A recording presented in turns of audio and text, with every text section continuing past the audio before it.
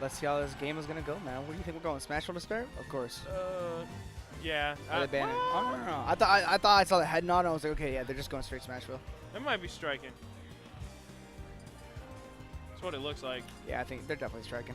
I haven't seen BooBear's Ness in a minute, actually.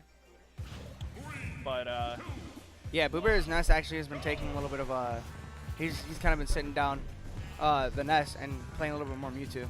But I like when the Ness comes out. I think we're doing a button check. Come on. no, that's All right, yeah, I was like, that's, yeah, let's get into it. I mean, like both of these characters need to be very careful about how they find their openings. Uh-oh. Nice. Okay.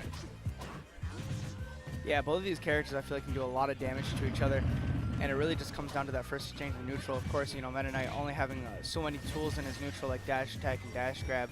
But it's going to be really hard for him to find these openings, especially if he's above Ness, because Ness is going to be able to just hammer him in with those up airs and those neutral airs. Oh, yeah. Like the use of that PK Thunder there. That's just, you know, what Ness does best whenever you're high above, close to the blast zone. He's just going to get that easy percent with those PK Thunders. Pandarian looking for something here. All right. Yeah, also the scary thing, man, is whenever Pandarian gets on the ground, he is doing the best that he can with this neutral. Yeah, that's it. But yeah, unfortunately, BooBear knowing better, knowing exactly what Meta Knight wants, and that is to hit that up B. But man, you'd really expect Ness to be kind of easy to hit with those up air strings. You know, I know Meta Knight enjoys going for floaty characters now with those strings, but BooBear's really not giving it to him at all. Yeah, and the other thing is, against Ness, it's kind of scary because if you whiff, he's got one of like the strongest vertical reversals in the game with his up air. Really fast, super strong. That quick forward smash coming out, man, just gonna get him off stage. Pandarian really has to look for something soon. He cannot have BooBear sitting at this percent. Yeah, you don't see Meta Knight's down smash too much, but it does have its situational uses as it is really fast. Right, and as we saw there, he was trying to call it the neutral get up with the down smash, just a little bit off, but finally gonna get that stock 54%. Oh, and he's looking to extend it a little bit more. Okay, Pandarian. This will be big damage. Oof. Yep. Yep. He's gonna keep it going right there, trying to go for that back air. I love how BooBear understands these strings and he's able to get out of them just as fine. And Pandarian looking for the platform reset. BooBear's not going to give it to him, taking advantage of Ness's aerial drift there. Yep. Also being able to use that PK2 to get out of that situation. That might be it. Yep. Lag, yeah. And finally, Pandarian's going to get, you know, if you just keep trying so many times, it's something that's going to have to stick, right? You just keep throwing something at the wall. Yep. Oh, yeah. But BooBear's been doing a really good job of playing in disadvantage. Every single time that he's gotten out of those strings, he's been able to hit him with an up air or a back air or just get himself back into center stage in a really good position to the match. And I think BooBear is going to change his tag right now. Maybe we're going to get the Mewtwo. Probably.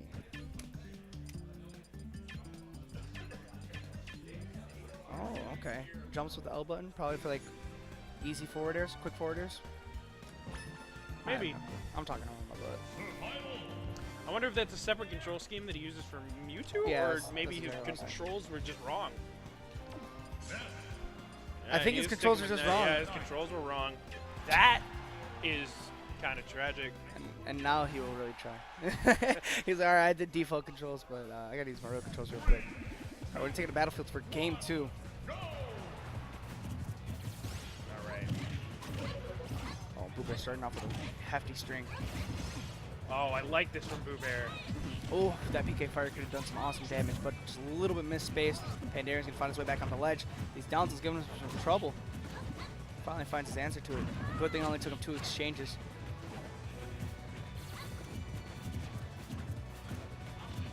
Oh, and I love these foots he's coming up from Pandarian. Really keeping BooBear guessing on what he's gonna do.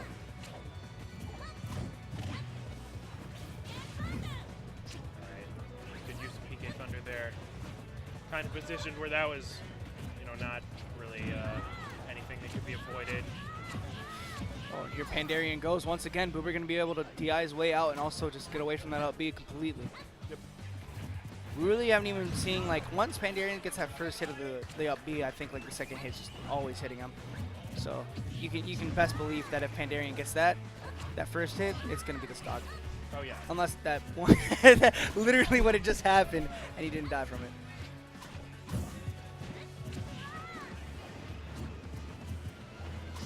BooBear BooBear, finding his way off these platforms. Pandarian really not trying to push against him whenever he's up on these platforms either. Huge call out right there. Played. All right, BooBear taking a deep breath, knowing all he needs to do is get another stock, and he's going to be able to even this match up. This is also losers as well, so these guys are playing for bracket life. Yeah, you can't be caught DIing in on that forward throw or down throw. Never, never. And it looks like Pandarian just knows that bread and butter, of course, man. If you're DIing in, I'm going to get that up B, I'm going to take that stock. And I like how Pandarian, he is just using everything in his belt just to, you know, find these neutral exchanges, being up on platforms, being able to empty hop. All these things are just coming together and really throwing a loop for BooBear. This might be it. Nah, he's good. But yeah, it's like you said, he's kind of sticking to the platforms more because every time he ends up on the edge, that's where BooBear's getting his damage and his conversions. BooBear is just a monster whenever it comes to those ledge traps, just being able to know exactly what your opponent's going for. Probably one of his best strong suits when it comes neutral, or just having your opponent at disadvantage, I should say. But just having him on ledge is easy pickings for BooBear to take the stock, and it looks like Pandarian's realizing that and making sure he's staying in center stage and getting the hits he needs to get. And look at this, man. He is just all over the place. BooBear just kind of putting himself in the corner. He's okay with being on ledge, as we said before. Oof. Yeah. And there it is, and that's going to be game 2. Good punish from BooBear. As I said, man, he always just waits for that opportunity to air dodge the up B and then get an up air or back air to get a really strong punish. Yeah, you got to be real careful because against a floaty character like Ness, like if that's not true and he's able to air dodge through, he's going to hit you with that up air every single time. Every time. Like, there's no way Meta Knight I could see in a world where Meta Knight is actually able to get away from that up air or back air. BooBear, of course, is going to be able to hit these up airs and back airs with such a free punish. So, like, Pandarian has to make sure that up B is going to make it connect or not. You know, and I think that's just a really hard decision to make, especially, like you said, as a character who's as floaty as Ness. It's really hard to tell. Yeah, it's definitely a bit harder to judge. Right, but going to Lilat for this next game, I like what Pandarian's doing with the down airs. Kind of like, it still puts Ness above him, so he has this chance to like return to the ground and try to like catch his landing and start another juggle. Yeah, I think it's just him realizing that he's going to get more mileage off of just going for these down air strings to, as you say, keep it going. But he's not going to be able to take the stock right now, so why would he even try for these ladder combos? Right, like that's just scaling your up B right there at that point. Yep. Oof, and he's trying to space out these forward smashes as well. I love the respect that Pandarian's been giving away too. You know, you see time and time again, Meta Knights are just forward smash happy a lot of the times, but Pandarian really understanding that he has to do a lot more and work really hard to get these neutral exchanges. But these forward smashes are definitely not getting through to BooBear. Never mind. Oh my gosh. Perfect spacing, man. That forward smash just comes out so fast and it's very hard to punish. That why would you want to throw it out like that? You know what I mean? Yeah, there's the back throw. That's good catch, though. Yeah, man. These guys are just like, I think these characters are completely lethal towards each other, man. Even in the air, there's no telling when you're at hypersensitive, you're going to lose your stock or not. Oh. The landing up air up B. Not quite able to connect, but I like the idea. It was a good punish off of BooBear's punish.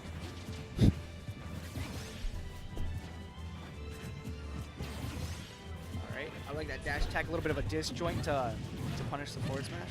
Not really put himself too much in risk. He definitely could have gotten punished before. Once again, these dash attacks really pulling through for BooBear. It gains a lot of distance, and it's also, you know, really negating Pandarian's footsies whenever it comes to rolling away or dashing away. Oh. Okay. Good dash grab. That's going to be some good percentage right there. I'm pretty sure if Pandarian just lands a back air at this point, it's going to be over. Oh, yeah, for sure. Yeah, for sure. But, man, BooBear is really just pushing his lead right now. Yeah. Really knowing he doesn't have to commit too hard to any kind of neutral exchange because he really doesn't have to force an approach out of Pandarian. He's just kind of like letting him throw out throw out something that's punishable and punishing accordingly.